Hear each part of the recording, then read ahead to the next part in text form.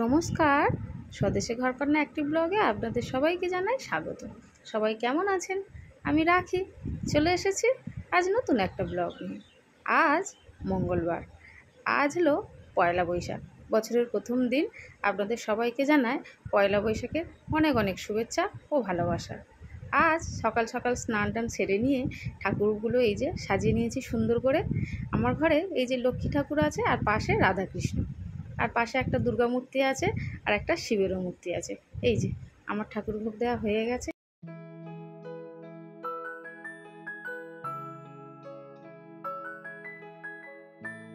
এই যে আমার ঠাকুরগুলো সুন্দর করে সাজানো হয়ে গেছে।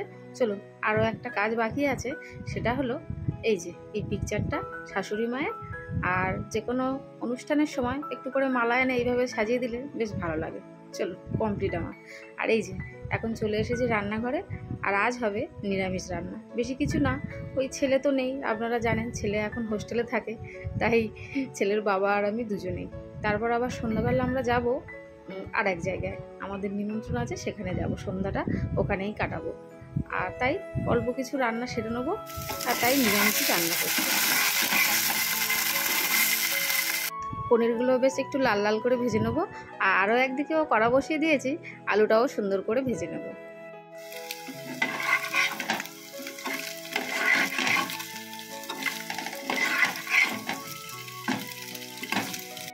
বন্ধুরা, আপনারা তো জানেন অনেক দিন হয়ে গেছে আমি প্রায় ভিডিও কন্টিনিউ করতে পারিনি। বাড়িতে একটু কাজ বাজ ছিল, তাই অনেক দিন ভিডিও দিতে লেট হয়েছে। তাই ভাবলাম পয়লা বৈশাখের ভিডিওটা আর বেশি লেট করবো না। এই যে আপনাদের সঙ্গে কথা বলতে বলতে রান্না আমার হয়ে এসেছে, ব্যাস।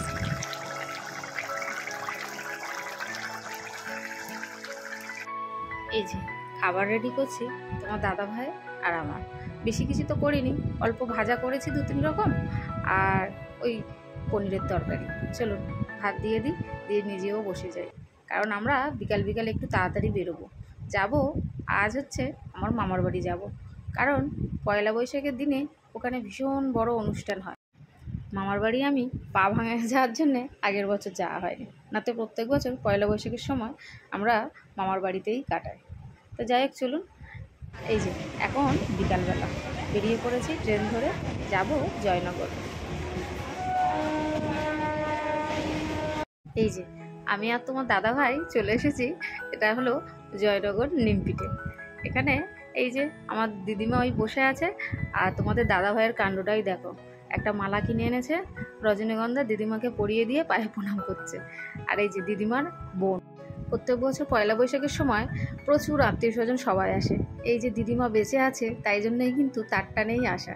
আর ওদিকে আমার ভাইপো ভাইজিও এসেছে, চলুন সেখানে যাই। মা আমটা ধর,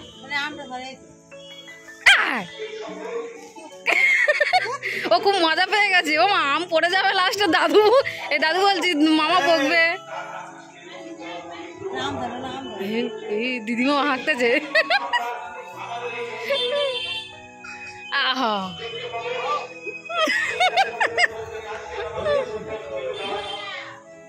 এই যে এটা হলো ভাইয়ের ছোট মেয়ে, আর আগেরটা ওটা বড় ছেলে ছিল। আর এদিকে এই যে আমাদের মামাদের ভাইয়ের যে রাধাকৃষ্ণ আছে, এই রাধাকৃষ্ণ নিয়ে এখন যাবে গোষ্ঠের মেলাতে। এই যে আমার মামা এখন রাধাকৃষ্ণ হাতে নিয়ে নিয়েছে, সবাই মিলে যাবো এখন ওই মেলা প্রাঙ্গণে। চলুন আপনাদের সাথে সেটা শেয়ার করি।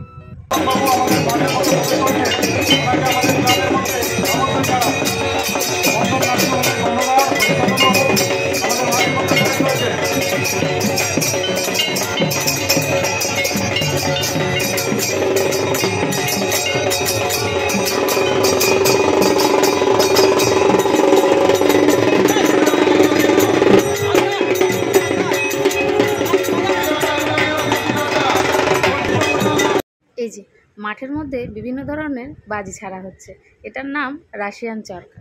কি সুন্দর দেখতে লাগছে দেখুন।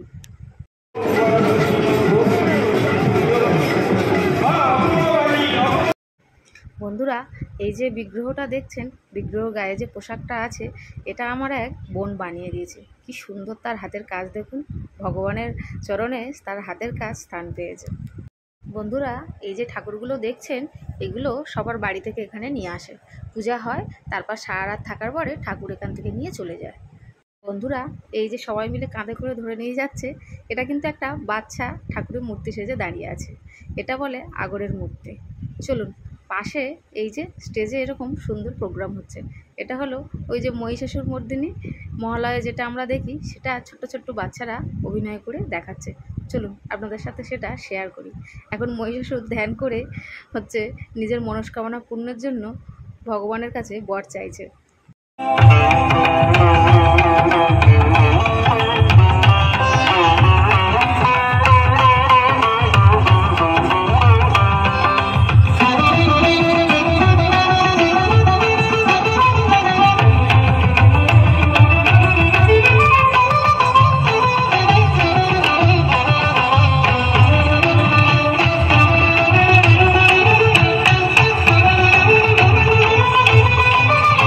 এই যে সমস্ত ভগবানরা দাঁড়িয়ে দেবী দুর্গার কাছে প্রার্থনা করছে মহিষাসুরের হাত থেকে তাদেরকে রক্ষা করার জন্য। বন্ধুরা, আপনারা সবাই দেখবেন, আমরা সমস্ত শক্তিই কিন্তু মেয়েদের কাছে। যেমন ধরুন, পড়াশোনার জন্য আমরা কিন্তু মা সরস্বতীকে আরাধনা করি, আবার ধন সম্পদের জন্য লক্ষ্মীকে, আবার খাবারের জন্য অন্নপূর্ণা ঠাকুরকে, আবার শক্তির জন্য মা দুর্গাকে আরাধনা করি। তাই সমস্ত শক্তিই কিন্তু মেয়েদের কাছে, অথচ আমাদের সমাজে সেই মেয়েদেরকে সেই সম্মানটুকু কেউ দেয় না। কারণ একটা ছেলে জন্মানোর পর থেকে প্রথমে কিন্তু তার মাই তাকে জন্ম দেয়, এই পৃথিবীর আলো দেখায়। তারপরে জন্মানোর পরে তার বাল্যকালটা যখন কাটায়, সে কিন্তু তার ভাই বোন সব কিন্তু একসাথেই কাটায়, সেও কিন্তু একটা মেয়ে।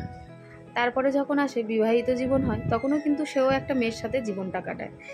তাই মেয়েরা ছাড়া এই পৃথিবী কিন্তু অচল, অথচ এই পৃথিবীতে সবচেয়ে মেয়েদেরকেই অপমান করা হয়।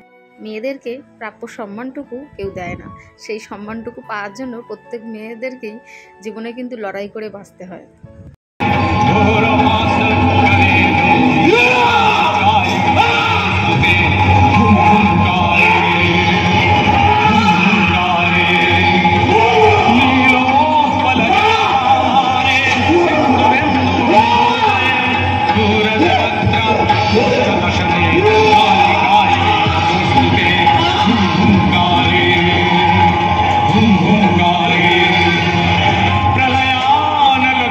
বন্ধুরা, প্রত্যেক মেয়েদের উদ্দেশ্যেই বলছি, প্রত্যেক মেয়ের মধ্যে না দেবী দুর্গা, লক্ষ্মী, সরস্বতী, কালী সব কিছুরই রূপ আছে।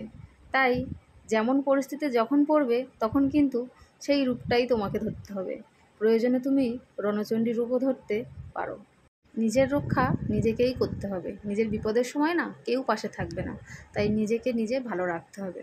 व्याप्याद्यते कृष्णमलङ्गवीर्ये तं वैष्णवी शक्तिरनन्तवीर्या विश्वस्य बीजं परमासि माया सम्मोहितं देवि समस्तमेतत् तं वै प्रसन्ना भुवि मुक्तिहेतु विद्याः समस्तास्तव देवि वेदा स्त्रियः समस्ता सकला जगत्सु कयैकया पुरितमम्बयैतत् गाते स्तुतिस्तमियम्।